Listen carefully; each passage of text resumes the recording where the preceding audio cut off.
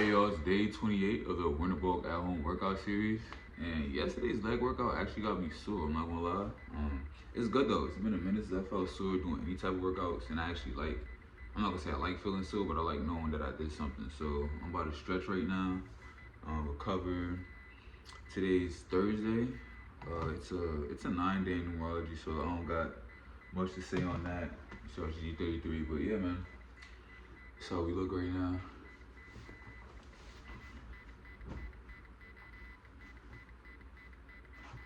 Slow growth is better than no growth, feel me?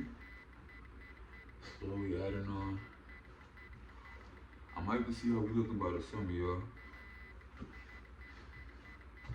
Gotta keep it up though. But yeah, we just stretching right now. We got sun salutation, we foam rolling, hip openers, knee rehab. We gonna do 2 rounds of ATG stretching, and yeah, I'm gonna continue my morning. Let's get started.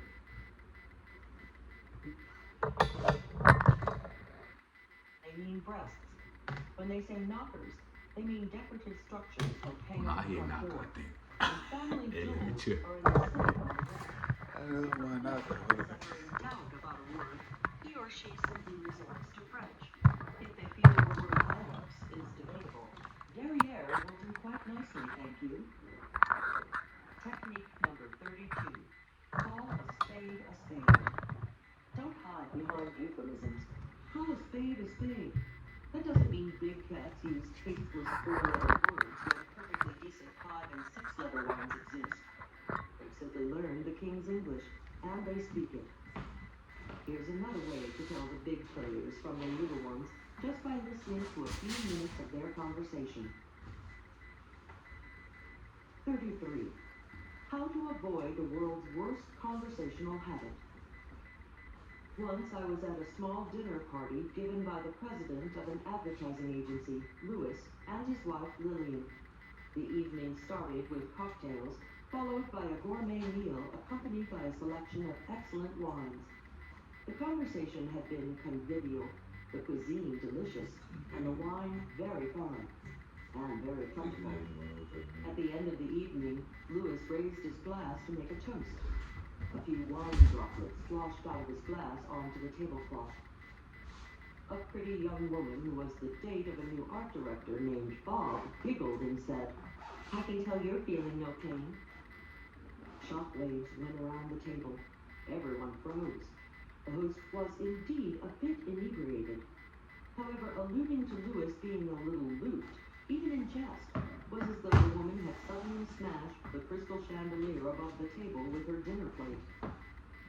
One guest quickly covered the girl's horrified gap by lifting her glass and saying, "None of us is.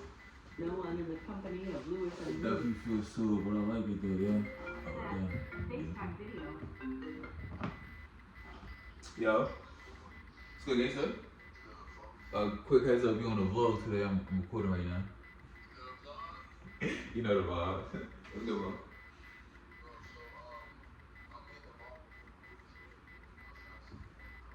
Oh, bet. What time? Wait, what time was y'all gonna move?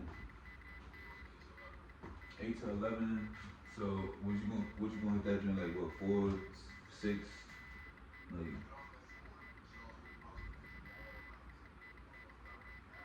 mm-hmm.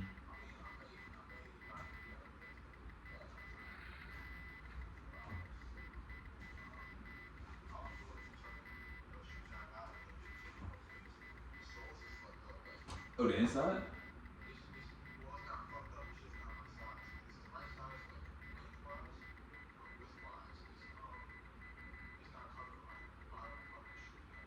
Oh, so it's not comfortable. Like narrow? Yeah.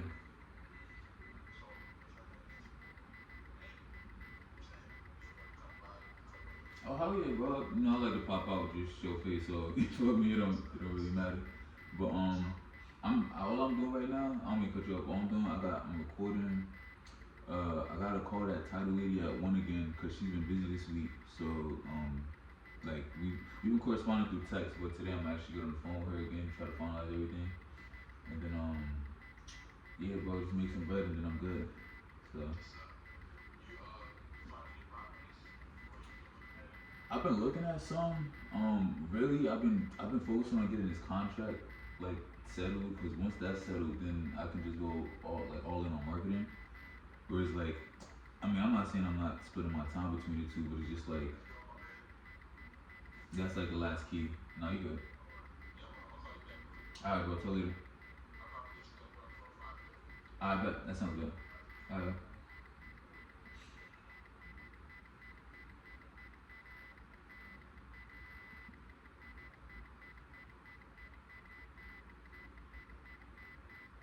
Pain. Here's to a truly wonderful evening. Lewis then continued with his toast to the wonderful company, and no one was feeling pain any longer, except Bob. He knew his day's innocent teasing was a black mark, if not in his personnel file, on his personal file. The next sure sign of a little cathood is teasing. Little cats go around patting their friends' haunches and saying, "Enjoying that cheesecake, huh?" Or looking at their balding heads and saying, "Hey, hair today, gone tomorrow, huh?" They think it's hilarious to make a quip at someone else's expense and say, "You don't have an inferiority complex. You are inferior. Hardy har har." Technique number 33. Trash the teasing. A dead giveaway of a little cat is his or her proclivity to tease. An innocent joke at someone else's expense may get you a cheap laugh. Nevertheless, the big cats will have the last one, because you'll bang your head against the glass ceiling they construct to keep little cats from stepping on their paws. Never ever make a joke at anyone else's expense. You'll wind up paying for it dearly. 34. How to give them the bad news and have them like you all the more. In ancient Egypt, the pharaoh treated the humblest message runner like a prince when he arrived at the palace, if he brought good news. However, if the exhausted runner had the misfortune to bring the pharaoh unhappy news, his head was chopped off. Oh shit. Shades of that spirit pervade today's conversations. Yo, I like that. I ain't gonna lie. Once a friend and I packed up some peanut butter and jelly sandwiches for an outing. As we waltzed happily out the door, picnic basket in hand, a smiling neighbor, rocking away on his porch, looked up at the sky and said, Keep my bad news "Oh to boy, myself. bad day for a picnic. The newscast says it's gonna rain." I wanted to rub his face in my peanut butter and jelly sandwich. Not for his gloomy weather report, for his smile. Several months ago, I was racing to catch a bus. As I breathlessly shoved my handful of cash across the Greyhound counter, the grinning sales agent Greyhound. I gushed, take the Greyhound. "Oh, that bus left And a 5 mega minutes bus. ago." Dreams of decapitation. It's not the news I that miss makes my someone bus a angry. couple times too. It's the unsympathetic attitude with which it's delivered. Everyone must give bad news from time to time, and winning professionals do it with the proper attitude. A doctor advising a patient she needs an operation does it with compassion. A boss informing an employee he didn't get the job takes on a sympathetic demeanor. Grief counselors at airports after fatal crashes share the grief-stricken sentiment of relatives. Big winners know when delivering any bad news, they should share the sentiment of the receiver. Unfortunately, many people are not aware of this sensitivity. When you're weary from a long flight, has a hotel clerk cheerfully chirped that your room isn't ready yet? When you had your heart set on the roast beef, has your waiter merrily warbled that he just served the last piece?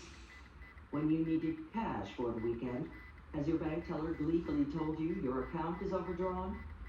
It makes you, as a traveler, diner, or depositor, want to put your fist right through their insensitive grins. Had my neighbor told me of the impending rainstorm with sympathy, I would have appreciated his warning. Had the Greyhound sales clerk sympathetically informed me that my bus had already left, I probably would have said, "Oh, that's all right, I'll catch the next one." Big winners, when they bear bad news, deliver bombs with the emotion the bombarded person is sure to have. Technique number 34. It's the receiver's ball. A football player wouldn't last 2 beats of the time clock if he made blind passes. A pro throws the ball with the receiver always in mind.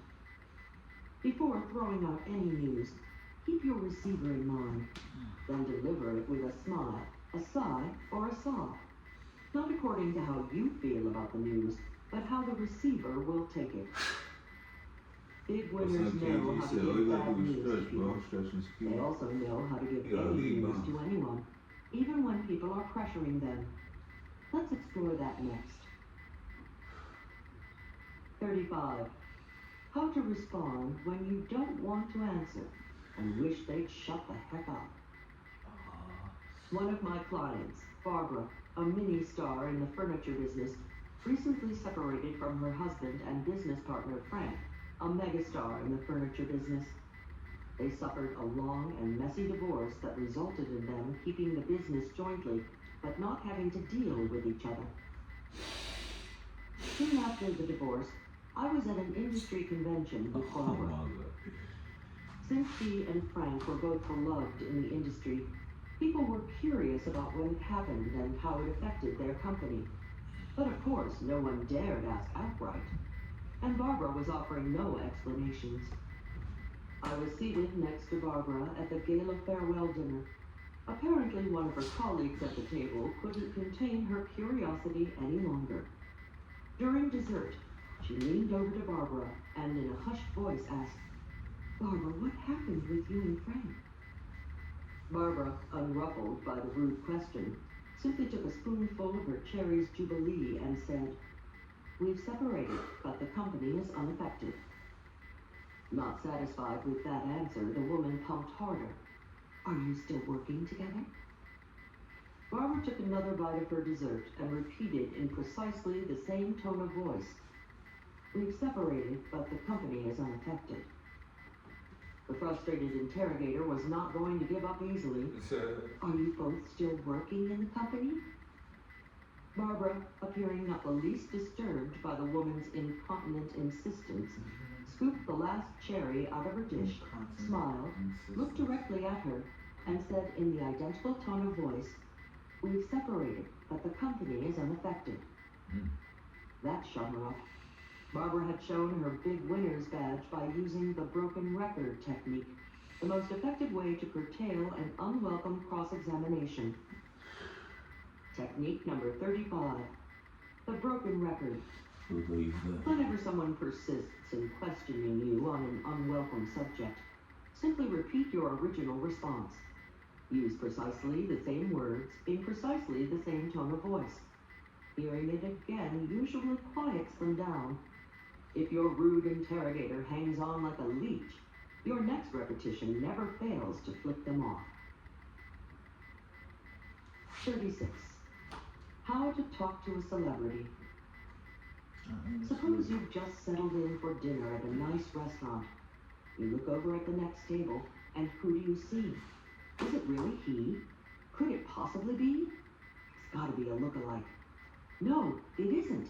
It really is Woody Allen. Substitute any celebrity here. Your favorite movie star, politician, broadcaster, boss who owns the company that owns the company you work for. And there the celestial body is in the flesh, sitting not 10 feet from you. What should you do? Nothing. Big shots don't slobber over stars. Let the luminary enjoy a brief moment of anonymity. If he or she should cast a glance in your direction, give a smile and a nod, then waft your gaze back to your dining companion. You will be a lot cooler in the eyes of your dinner partner if you take it all in your stride. Now, if you just can't resist this once-in-a-lifetime opportunity to press the flesh of the megastar and tell him or her of your admiration, here's how to do it with grace. Wait until you or the luminary are leaving the restaurant. After the check has been paid, and you will obviously not be taking much of his or her time, you may make your approach. Say something like, "Mr. Allen, I just want to tell you how much pleasure your wonderful films have given me over the years. Thank you so much." Did you pick up the subtlety here? You are not complimenting his work. After all, he might well ask himself, who are you to judge whether I am a great filmmaker or not? You can only speak from your own perspective. You do this by telling him how much pleasure his work has given you. If it's your boss's boss's boss's boss, whom the fates have sent to bask in your adulation, do the same. Do not say, Bill, or Mr. Gates, you really run a great company. Lowly geek, he thinks. Who are you to judge? Instead, tell him what an honor it is to work for him. Obviously, this is not the moment to detail the intricacies of your improvements on image editing software or digitizing photographs. Then let your body language express that if Woody or Bill or the other megastar wants to leave it at that, you are happy with the exchange. If, however, the megastar is captivated by you, or has had so much liquid merriment that he or she has decided to mingle with the masses tonight, then all bets are off. You're on your own. Enjoy it. Until you pick up the first body language sign that they would like to end it. Think of yourself as a ballroom dance student waltzing with your teacher. He leads, you follow, and he tells you when the waltz is over. Incidentally, if the megastar is with a companion and your conversation goes on for more than a few moments, direct some comments at the companion. If the satellite is in such stellar company, he or she is probably also an accomplished person. Felicia, a friend of mine, is a talented trial lawyer who is married to a local TV show host. Because Tom is on television, people recognize him wherever they go, and Felicia gets ignored. Felicia tells me how frustrating it is even for Tom. Whenever they go to a party, people gush all over Tom, and Felicia's fascinating work hardly ever gets mentioned. She and Tom used to love going out to dinner, but now they hide out at home in the evenings. Why?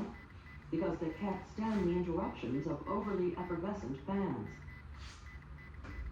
I love what you used to be, you Casper. Another sensitivity.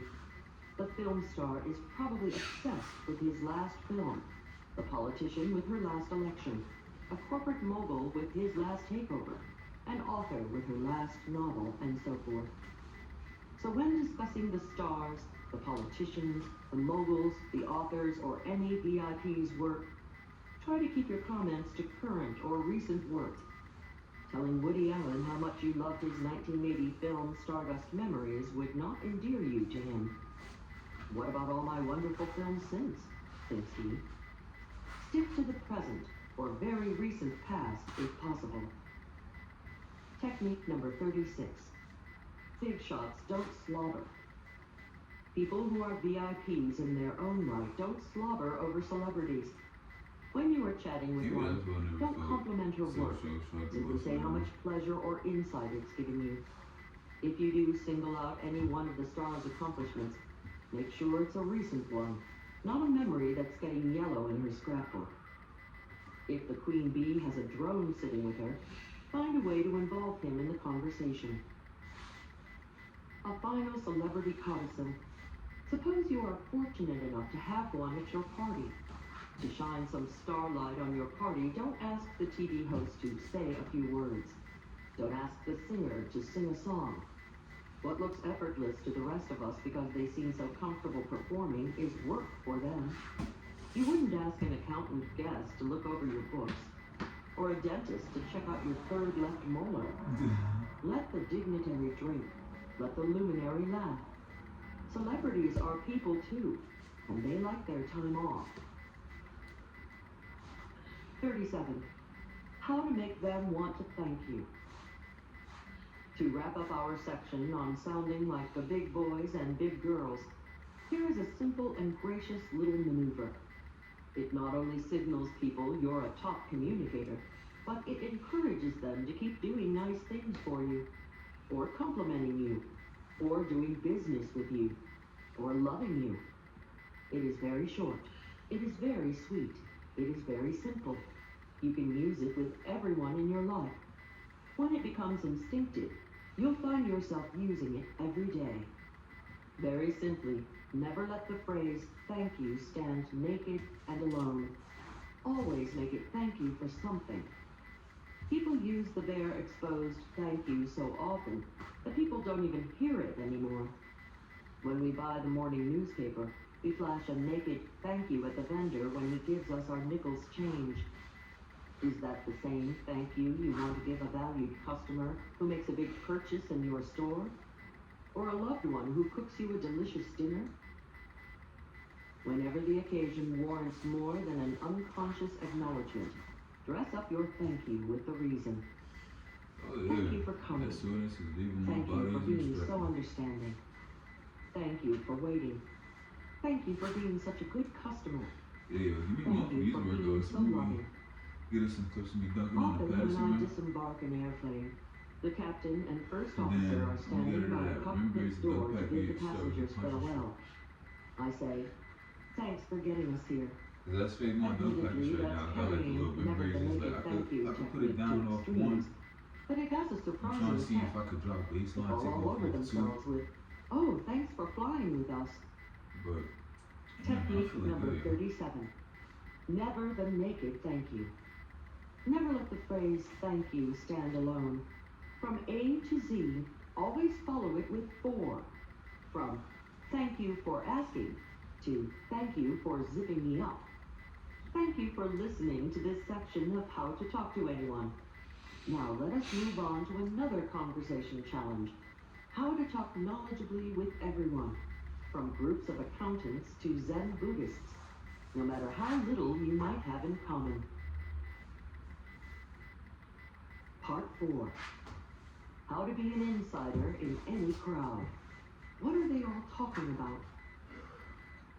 Has it ever happened to you? Everyone at the party is speaking gobbledygook. They're all discussing faulty audits, code constraints, or the library market, and you have no idea what they're talking about. It's because everybody at the party is an accountant, an architect, or a publisher, and you're not. So you stand there with a pasty smile on your face, not opening your mouth. If you do, you fear the wrong thing will come out. Paranoia sets in. Everybody will snicker at you. You're an outsider, so you suffer in silence. In high school, I suffered a massive case of silent outsider syndrome, especially around males. All they wanted to talk about was cars. I knew nothing about cars. The only time I'd ever set foot in a body shop was to get a suntan. Well, one fateful day, Mama came home with a gift for me that transformed my teenage existence from shy to sociable. It was a book on all the current model cars and their differences over and under the hood. One reading, and I became fluent in Fords, Chevys, and Buicks. I no longer hyperventilated when boys said words like carburetor, alternator, camshaft, or exhaust manifold. I didn't need to learn a lot, just enough to ask the right questions to get the guys talking. When I'd learned to speak car with the boys, it worked wonders for my social life. Cut to today. We grown-up boys and girls also have our favorite topics that usually involve our work or our hobbies. When we're with people in our own field or who share our interests, we open up like small-town gossips. Even engineers who have a constant case of cat got their tongue start gabbing about greasy turbines and various projects when they're together. To outsiders, our conversation sounds like gobbledygook, but we know precisely what it's about. It's our own jobbledygook or hobbydygook. You fear you'll find yourself in a party of squash players when you're the type of person who'd rather be in court than on court.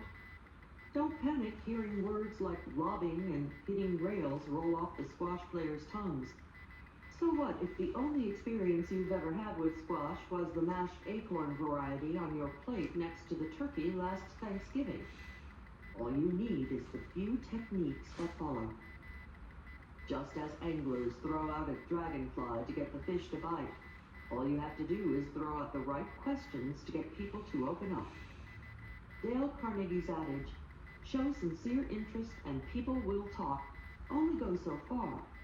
As they say in poker, it takes jacks or better to open. And in conversation, it takes cursory knowledge or better about their field to get them to really open up. You must have knowledgeable curiosity. the kind that makes you sound like you're worth talking to. In this section, we explore techniques that are open sesames to get people gabbing with you like an insider. 38. How to be a modern-day Renaissance man or woman. Whenever friends visit my hometown, New York City, I warn them, never ask anyone riding in the subway for directions. Because I'll get mugged? They fearfully ask. No, just because you'll never get where you're going. Most Big Apple subway riders know only two things about the subway: where they get on and where they get off. They know nothing about the rest of the system. Most people are like NYC strap hangers when it comes to their hobbies and interests. They know their own pastimes, but all the others are like unvisited stations. My unmarried and wishing she weren't friend Rita has a bad case of bowler's thumb. Every Wednesday night she's bowling up a storm with her friends. She is forever discussing her scores, her averages, and her high game. Another single and searching friend, Walter, is into whitewater rafting.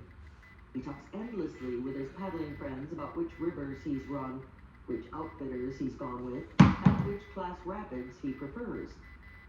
Thinking my two single friends might hit it off, I introduced Walter the paddler to Rita the bowler and mentioned their respective passions. Oh, you're a bowler, said Walter. Yes, Rita smiled demurely, awaiting more questions about her big bowling turn-on. Walter was silent. Masking her disappointment, Rita said, Leah tells me you're into water rafting. Walter smiled proudly, awaiting further friendly interrogation on paddling. That must be exciting. Isn't it dangerous? Was the best Rita could do. No, it's not dangerous, Walter patronizingly responded to her typical outsider's question. Then the conversation died. During the deafening silence, I remember thinking, if Rita had run just one river, if Walter had bowled just one game, their lives might be different now. Conversation could have flowed, and who knows what else might have flowered. Go fly a kite. The scramble therapy technique is salvation from such disappointing encounters. It will transform you into a modern-day Renaissance man or woman who comfortably can discuss a variety of interests. Scramble therapy is, quite simply, scrambling up your life and participating in an activity you'd never think of indulging in. Just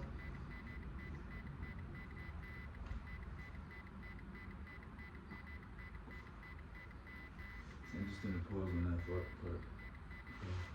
I was just thinking maybe I should take a box or some shit sooner.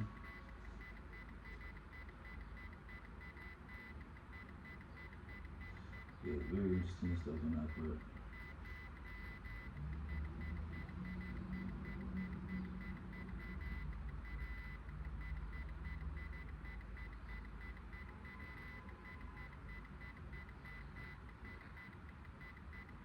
This is on. just one. I go to YouTube. Since YouTube wants to upload. Very useful.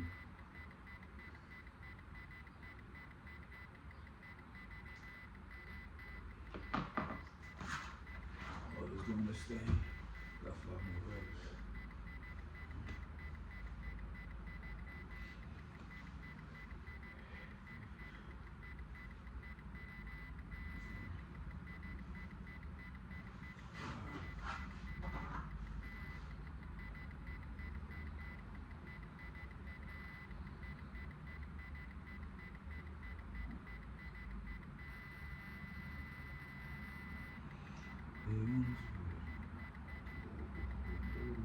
The possibilities continue.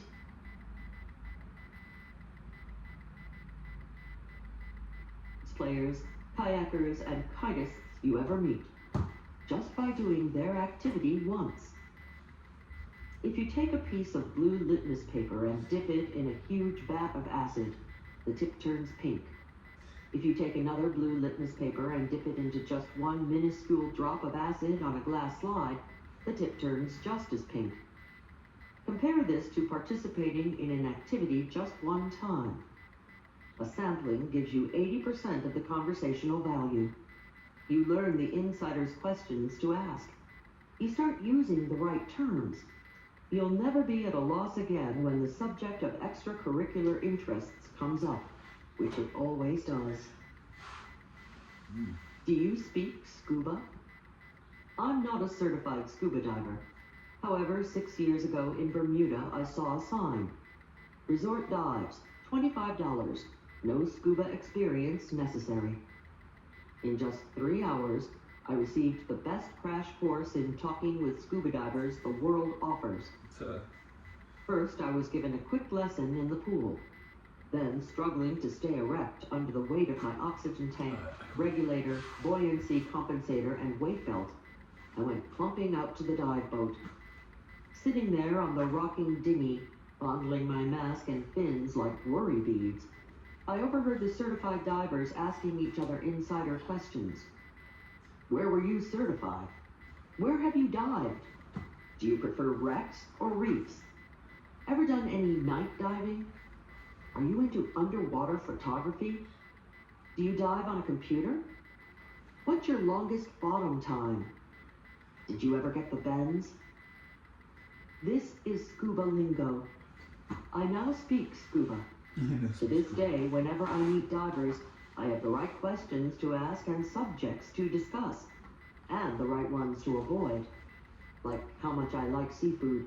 That's like telling a cat lover how much you love tender barbecued kitten. I can now ask my new friends which of the scuba hotspots they've been to. Cozumel, Cayman, Cancun. Then, if I want to really show off, I ask if they've been to Truk Lagoon in the far Pacific, the Great Barrier Reef in Australia, or the Red Sea. All the insider terms now roll comfortably off my tongue. Before my scramble therapy experience, I'd be calling their beloved wrecks and reefs sunken ships and coral. Understandable words.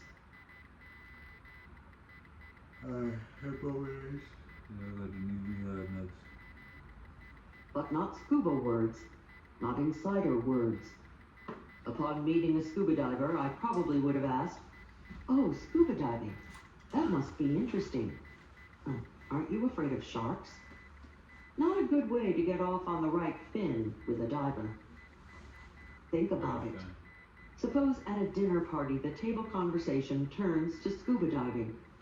If you two had done your one-time only dive, you'd ask your diving dinner companion if he likes night diving or whether he prefers diving on wrecks or reefs. He'll never believe it when you tell him the deepest water you've ever submerged yourself in is your own bathtub. Then you turn to the bungee jumpers seated on your left and ask him, do you prefer chest-waist jumps or ankle jumps? If the conversation then changes to tennis, or martial arts, or chess, or coin collecting, or even bird watching, you can keep up and keep the conversation going. What a guy. What a gal. Technique number 38. Scramble therapy. Once a month, scramble your life. Do something you'd never dream of doing. Participate in a sport. Go to an exhibition. Hear a lecture on something totally out of your experience. You get 80% of the right lingo and insider questions from just one exposure. 39. How to sound like you know all about their job or hobby. Even more insidious than hobby talk is job speak, or gobbledygook. I still harbor social nightmares of the evening I attended a party thrown by a couple who worked in computer database management. As I walked in the door, I take a quick break from that. During the TV ad. Then continue my stretching. With FanDuel, every night is a watch party. New customers bet $5 and get $150 in bonus bets if you win. Bet all the stars with all your friends. Only on FanDuel. Hey, y'all, for Indefinite this year. This comeback gonna be the one they write books Hi, I'm on, y'all. Dr. Adam Fields. You've rolled out your iliotibial bands, and now we're going to do some strengthening. We're Let's gonna go write ahead books on and this bring shit. your foam roller under your knees. Feet about hip distance apart. I want you to straighten your right leg as hard as you can. Just straighten it. Hi, I'm Dr. Adam Fields. You've rolled out your iliotibial bands, and now we're going to do some strengthening. Let's go ahead and bring your foam roller under your knees. Feet about hip distance apart. I want you to straighten your right leg as hard as you can. Just straighten it, straighten it, straighten it. Toes back towards you. We're going to hold this for 30 seconds as hard as you possibly can. Now, I want you to push your leg down a little bit into the foam roller as that leg is totally engaged, right? It has to be contracted as hard as you can to get the actual point of this exercise.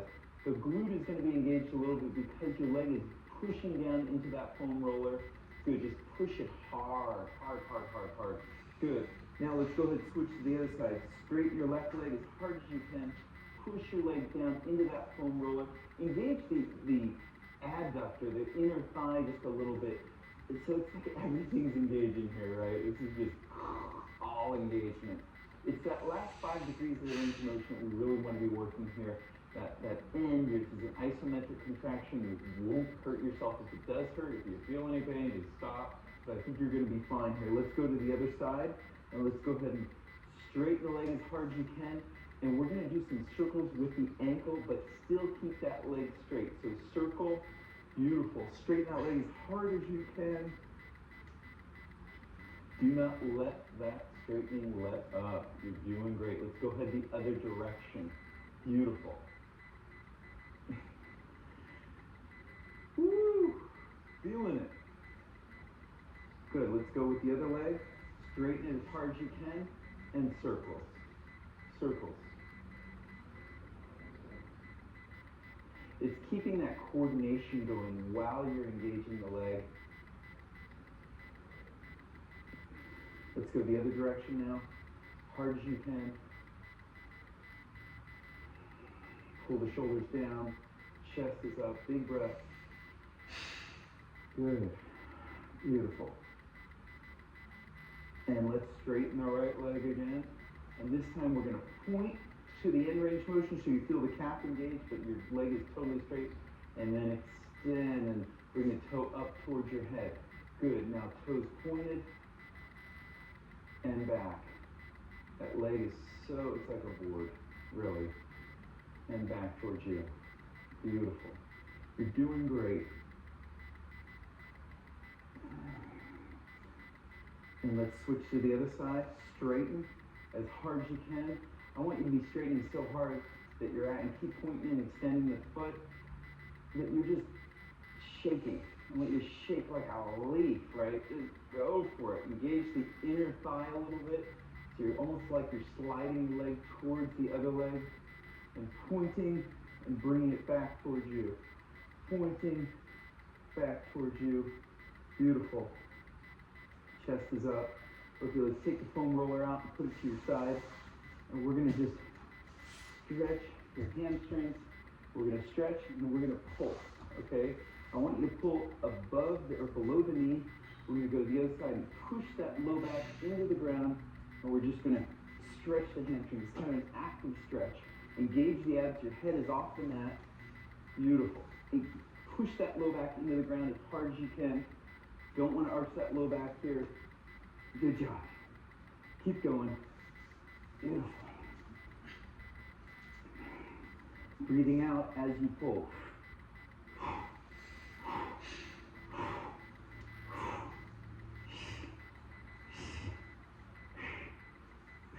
Good. Okay, we're going to do a little bridge. I want you to pull those heels as close as you can towards your butt.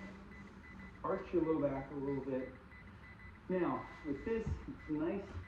You protect the knees a little bit. If you squeeze the foam roller in between your knees, lift the toes and lift those hips off the ground and feel your glutes. Are they rock hard? Yes. Great. Are the hamstrings relaxed? Great.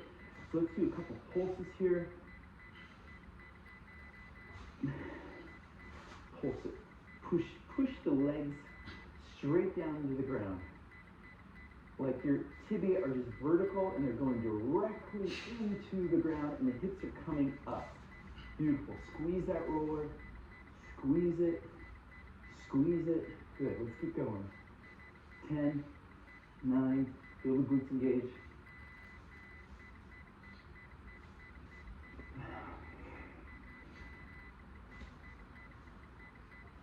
Good, put the roller down, straighten your right leg, let it flare out a little bit. And now I want you to straighten that leg as hard as you can, and we're gonna bring it up and twist it so that when you get to the knee, the toe is pointed pretty much straight up. So then you bring it out like a windshield wiper and back up. Engage the abs, don't let them let up. We're gonna be feeling this, hopefully, vastus medialis obliquus, right there, that lower muscle and your inner thigh a bit. But if you straighten as hard as you can, you're gonna be more VMO. There you go. Toe back towards you. Y'all see my body going real It should be time. challenging. Shit far. And then set your leg down, close to the hips. And then we're gonna straighten the other leg. We're gonna lift it and bring it up to meet the knee. Not above the knee, just to the knee. Great.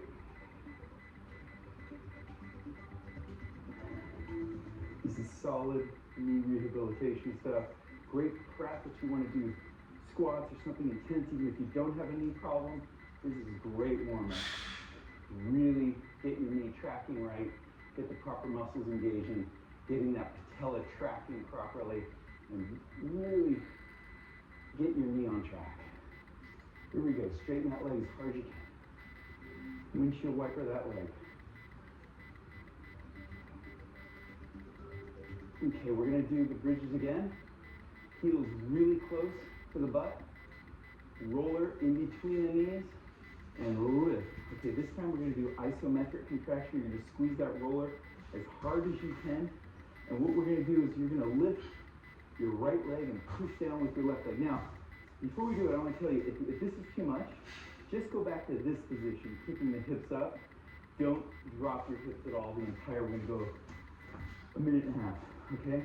So go ahead and just lift, chest is up, arch the low back. Good. Straighten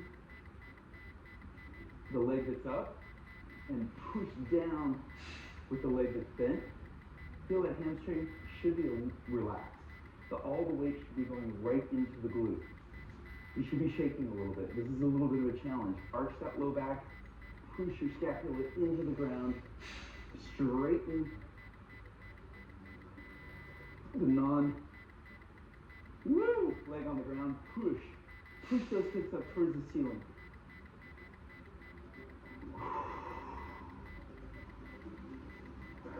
Okay, we're gonna go ahead and switch and straighten the opposite leg. Chest is up. How are we doing? Arch that low back. Squeeze the knees together. Chest is up. Lift those hips up towards the ceiling.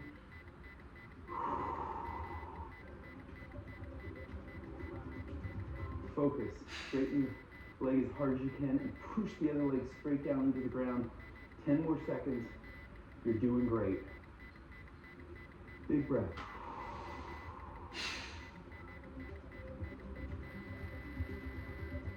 Gonna go ahead and just put the roller aside. We're gonna do some lifts again. This time the leg's straight. So the foot is gonna be going straight up to the ceiling and down again. The leg completely contracted. Contract that leg and lift.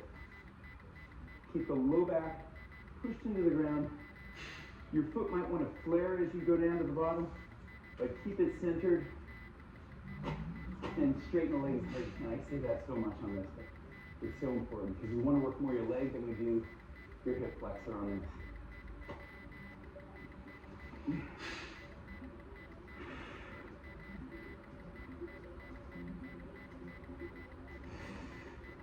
Five more. Or if you need to rest now, rest. Either do them perfect or don't do them.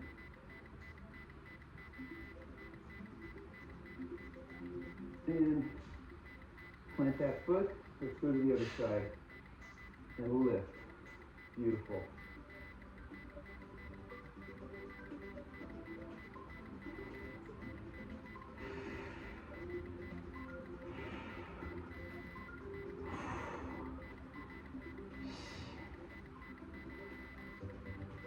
Straighten that leg. Every rep, remind it straighter. 4 more. 1, good job. 2, 3, 1 more. 4, good. Let's go ahead and do another bridge. Hips real close to your heels. This is the hardest part of the job. We already We're doing gonna do that single leg bridge again. Lift the right leg, chest is up, pushing down with the left leg, straighten the right leg. Good. You can do hands up, get a little bit more out of it. Arch up onto your shoulders. Good. Straighten that right leg, push that left leg down. Push, push, push, push. You're gonna be shaking right now, that's a good thing.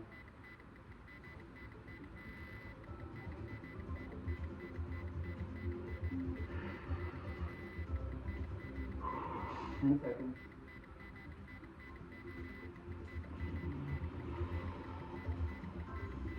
And let's go ahead and drop that foot, lift the other, and push up. Proud posture, chest is up, shoulders down, arms are straight. Everything, you're like a stiff soldier. Doing it, Navy SEALs, right here, pushing through it, never giving up. Feel, re-engage that glute, get acquainted with that glute. Learn what it does, learn how to make it work for you. Push down into the ground with that heel hard. There you go. Straighten the left leg. Beautiful. Okay, we're gonna go on our side. Okay, go on That your was the side. hardest part, yeah. Face me. I feel good right now. Top leg is gonna go here, or here, okay? Bottom leg is just gonna straighten and lift and hold. And down, lift and hold.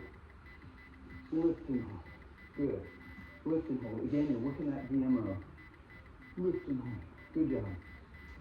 Woo! It's a good one. Okay, and pulses now at the top. 40 of them.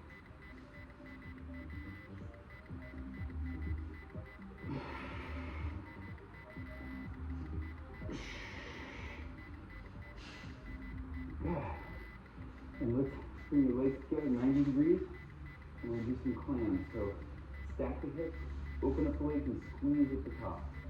Open up the legs, squeeze at the top. Good. Open, squeeze. Engage the abs. Get your body used to engaging your abs. Perfect.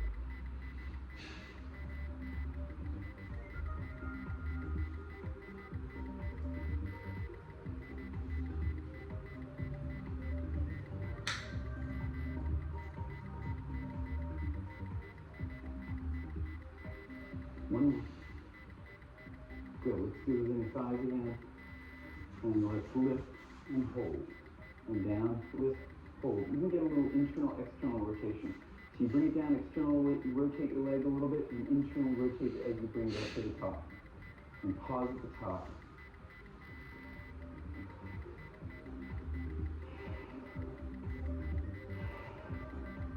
Breathe out on the way out. And pulses.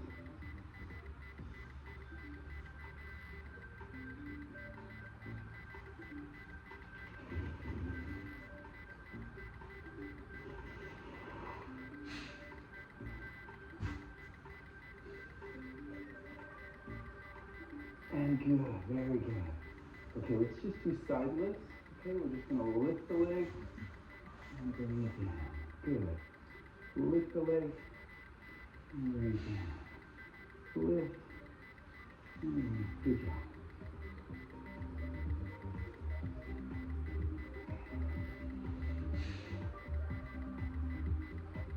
Keep that toe pointed straight ahead.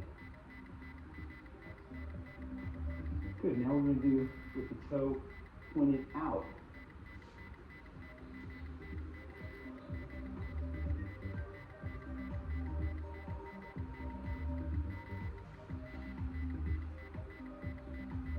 Straighten that leg. Woo. Good job.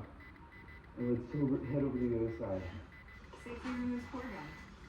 I'm just gonna face that way. The #1 trusted blackhead remover. BRA. What's your credit card? They'll see me enough. I usually don't like turning my back to the Here are camera, 3 but easy solutions you can start I like to implementing leave this up today. too. Number 1, the first. Okay, we're gonna do the side lifts again. Feet flat on the ground. I'm just gonna lift, lift, lift. There we go. Lift and hold.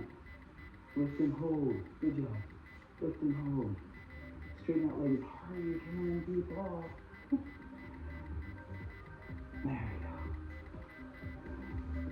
And now we're gonna pulse. Pulse it. Engage the abs.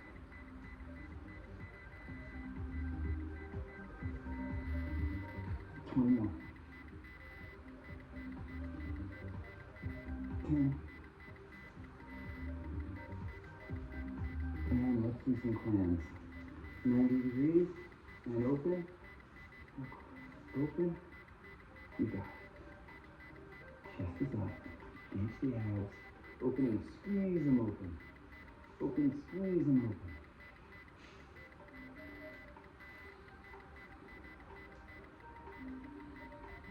Have the best glutes in town.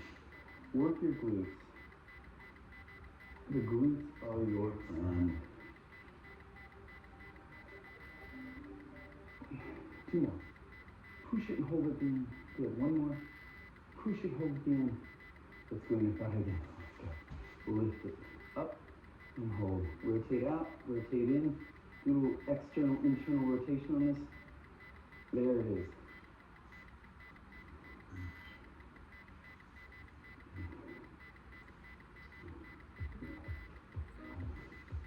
And then just push and pulse it. Pull, pull, pull.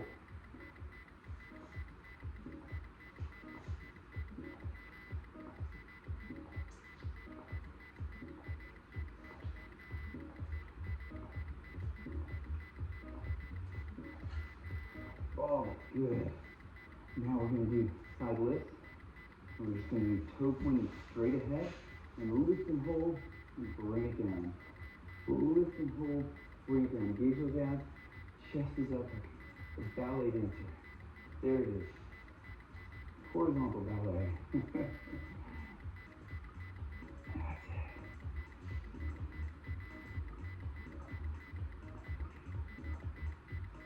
Now point the toe up towards the ceiling and up and up. There you go. Up.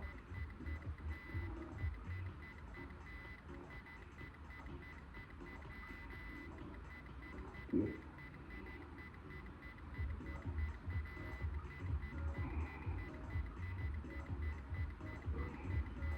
Okay, internal. Again, let's work those inner thighs and that DMO. Put that foot down, straighten that leg, and lift and hold, and down. Lift and hold, down. Straighten the legs as hard as you can. Breathing out on the way up. Squeeze it. That teardrop muscle. Visualize it in your head. See it. See it fibrous. See it big. See it working for you. See it going down the ski slope. See it on your mountain bike. See it absolutely functioning big time. As you straighten that leg as hard as you can, and now pull.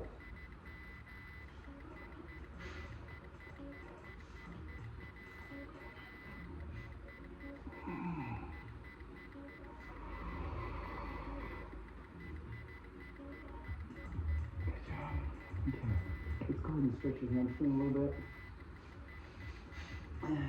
Just pull that hamstring. And we're just going to bring the toe back towards you. Good. Just feel that stretch. Just really pull it. Point the toe. And back towards you. Pulling it back towards you. Super. Pull it into your body.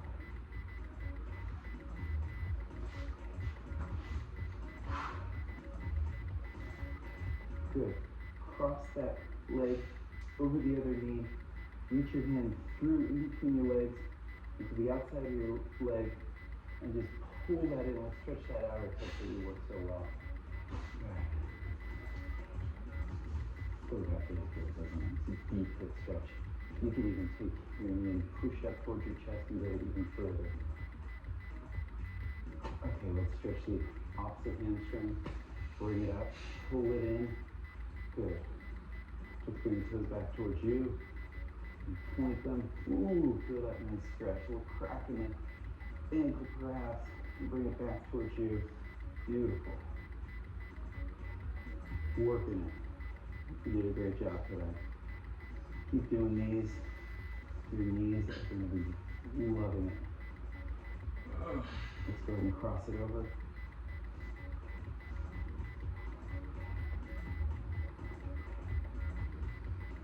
I definitely don't feel so anymore, guys. I really should.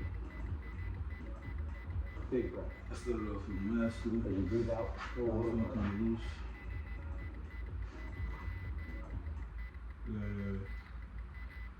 ATG stretching up there. Excuse me. 2 sets of ATG stretching.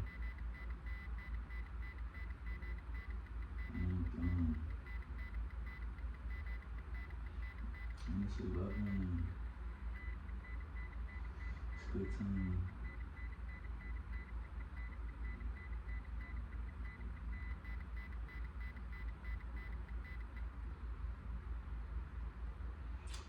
Semi strong, y'all. Semi strong, y'all. Calf stretch, hamstring stretch, other glute stretch, lung stretch.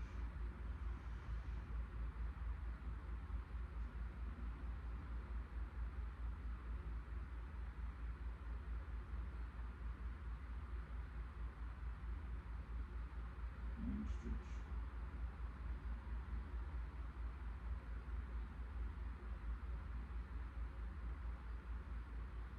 Stop trying to sell your courses or coaching programs at the end of a webinar. There's a new way, a better way. It's called...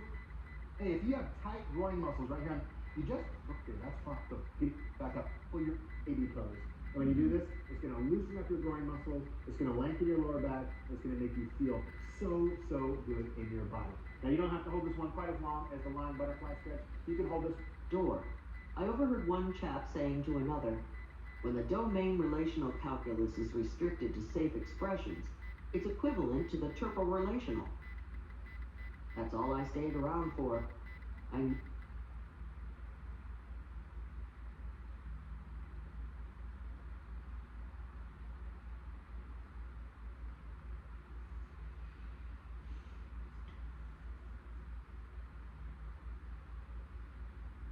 This is uncut. Just one out of every 4 weekends. Do something totally out of your pattern. Do you usually play tennis on weekends? This weekend, go hiking. Do you usually go hiking? This weekend, take a tennis lesson. Do you bowl? Leave that to your buddies this time. Instead, go whitewater rafting. Oh, you were planning on running some rapids like you do every warm weekend? Forget it. Go bowling. Go to a stamp exhibition. Go to a chess lecture. Go ballooning. Go bird watching. Go to the pool hall. Go kayaking. Go fly a kite. Why? Because it will give you conversational fodder for the rest of your life. From that weekend on, you'll sound like an insider with all the hikers, stamp collectors, ballooners, birders, billiards players, kayakers, and kitists you ever meet. Just by doing their activity once. If you take a piece of blue litmus paper and dip it in a huge bath of acid, the tip turns pink. If you take another blue litmus paper and dip it into just one minuscule drop of acid on a glass slide, the tip turns just as pink. Compare this to participating in an activity just one time. A sampling gives you 80% of the conversational value. You learn the insider's questions to ask. You start using the right terms.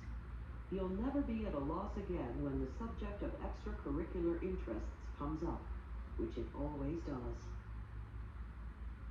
Do you speak scuba? I'm not a certified scuba diver. However, 6 years ago in Bermuda, I saw a sign. Resort dives, $25. No scuba experience necessary. In just 3 hours, I received the best crash course in talking with scuba divers the world offers. First, I was given a quick lesson in the pool. Then, struggling to stay erect under the weight of my oxygen tank, regulator, buoyancy compensator, and weight belt, and went floating out to the dive boat. Sitting there on the rocking dinghy, fondling my mask and fins like worry beads, I overheard the certified divers asking each other insider questions. Where were you certified? Where have you dived? Do you prefer wrecks or reefs? Ever done any night diving? Are you into underwater photography? Do you dive on a computer? What's your longest bottom time? Did you ever get the bangs? This is scuba lingo. I now speak scuba. To this day, whenever I meet divers, I have the right questions to ask and subjects to discuss, and the right ones to avoid. Like how much I like seafood. That's like telling a cat lover how much you love tender barbecued kitten. I can now ask my new friends which of the scuba hotspots they've been to. Cozumel, Cayman, Cancun. Then, if I want to really show off, I ask if they've been to Truck Lagoon in the far Pacific, the Great Barrier Reef in Australia, or the Red Sea. All the insider terms now roll comfortably off my tongue. Before my scramble therapy experience, I'd be calling their beloved wrecks and reefs sunken ships and coral. Understandable words, but not scuba words, not insider words. Upon meeting a scuba diver, I probably would have asked, "Oh, scuba diving. That must be interesting. Aren't you afraid of sharks?" Not a good way to get off on the right fin with a diver. Think about it. Suppose at a dinner party the table conversation turns to scuba diving. If you two had done your one-time only dive, you'd ask your diving dinner companion if he likes night diving or whether he prefers diving on wrecks or reefs. He'll never believe it when you tell him the deepest water you've ever submerged yourself in is your own bathtub. Then you turn to the bungee jumper seated on your left and ask him, do you prefer chest-waist jumps or ankle jumps? If the conversation then changes to tennis, or martial arts, or chess, or coin collecting, or even bird watching, you can keep up and keep the conversation going. What a guy. What a gal. Technique number 38. Scramble therapy. Once a month, scramble your life. Do something you'd never dream of doing. Participate in a sport. Go to an exhibition. Hear a lecture on something totally out of your experience. So we got film, y'all. I'm just checking my phone. I'm not tight. Insider questions from just one. So you see in a couple months we're gonna get looser. 39. How to sound like you know all about their job or hobby. Even more insidious than hobby talk is job speak, or gobbledygook. I still harbor social nightmares of the evening I attended a party thrown by a couple who worked in computer database management. As I walked in the door, I overheard one chap saying to another, when the domain relational calculus is restricted to safe expressions, it's equivalent to the interpolational. That's all I stayed around for. I knew I wasn't going to understand one bit or bite of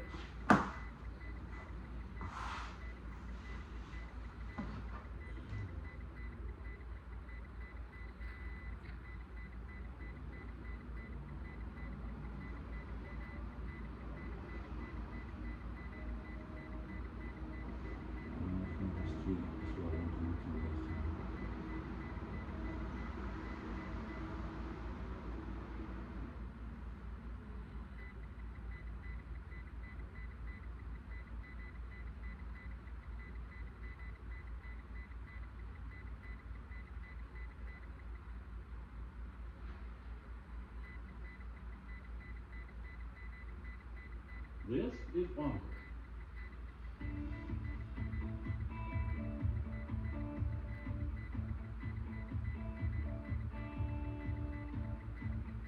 Brilliance Audio presents the unabridged recording of How to Target Conversation with Them for a Moment or Two.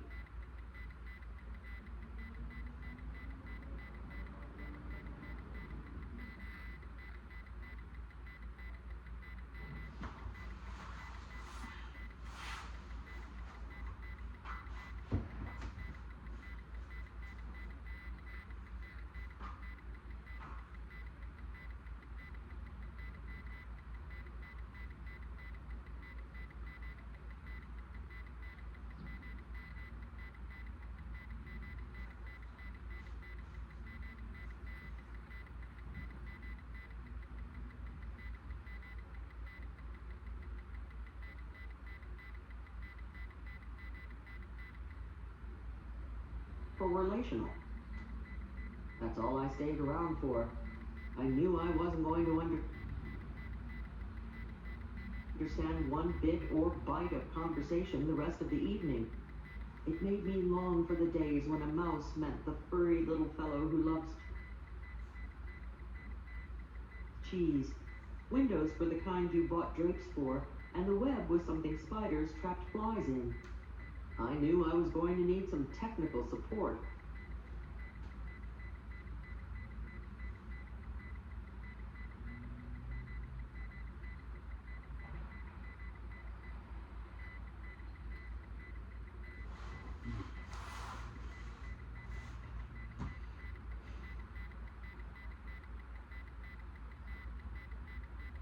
If I was going to be compatible with this crowd, I decided then and there to learn some of the opening questions database management types ask each other, which I did. Now I can't wait for a second chance at that crowd because I'm armed with questions like, what RAID level are you using? And what data warehousing product do you use? All you need are a few insider opening questions to get you started with any group. You ask questions, listen to the responses, and indulge in elementary on-target conversation with them for a moment or two about their field. Then change the subject ASAP. You don't want to fake you are more knowledgeable about their field than you really are. It's all in the opening question. A tennis player can tell immediately from just appraising your opening serve how good a player you are. Is it going to be great playing with you or a real bore? It's the same in communicating. Just from your verbal opening serve, someone knows if it's going to be interesting talking with you about their life or interests, or dull, dull, dull. For example, suppose I'm introduced to someone and the first words out of her mouth are, "Oh, you're a writer. When are you going to write the great American novel?" Yikes. I know I'm talking with someone who is unfamiliar with my world. We'll chat, but I prefer to change the subject. And soon, my conversation partner. If, however, my new acquaintance says, "Oh, you're a writer. Do you write fiction or non-fiction?" Bingo.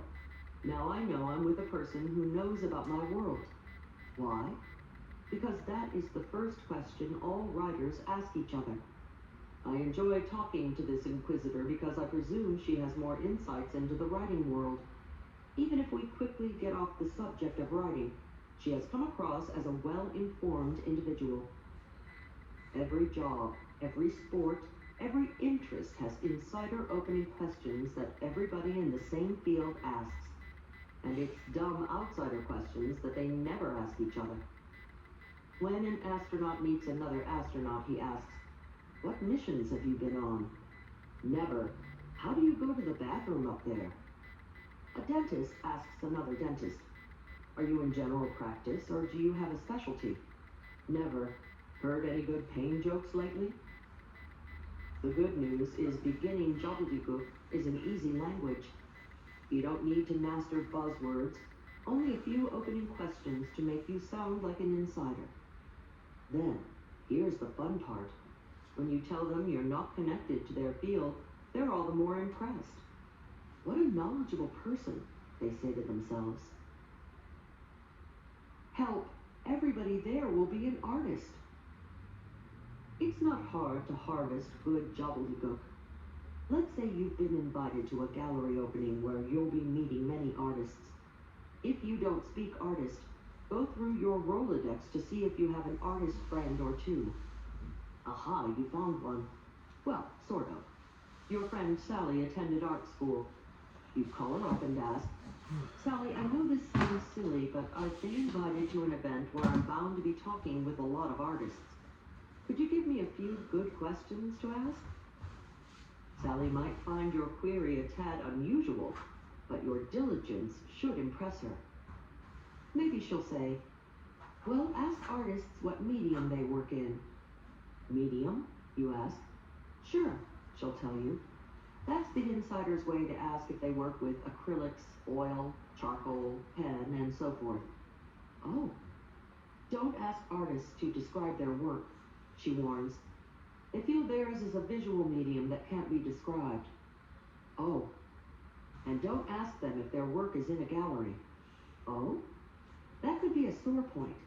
Instead, ask, is there any place I might see your work? They'll love that because even if they're not represented by a gallery, they can invite you to their studio to possibly buy their work. Technique number 39. Learn a little gobbledygook. Big winners speak gobbledygook as a second language. What is gobbledygook? It's the language of other professions. Why speak it? It makes you sound like an insider. How do you learn it? You'll find no gobbledygook discs in the language section of your bookstore, but the lingo is easy to pick up.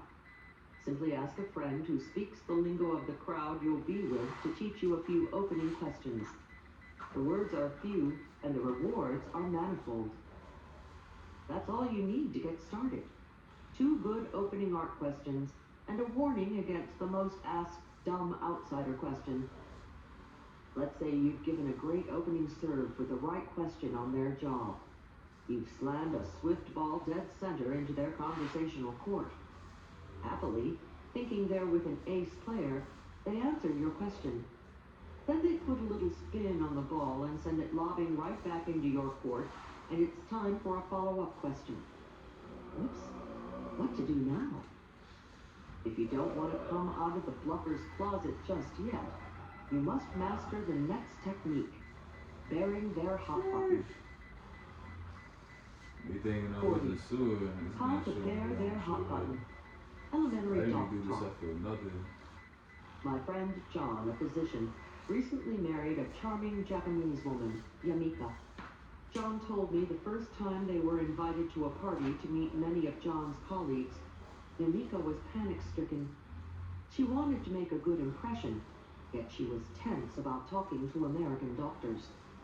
John was the only one she'd ever met, and during their romance they didn't spend a whole lot of time discussing medicine. John told her, "Don't worry about it, Yami. They all ask each other the same old questions. When you meet them, just ask, what's your specialty, and are you affiliated with a hospital?"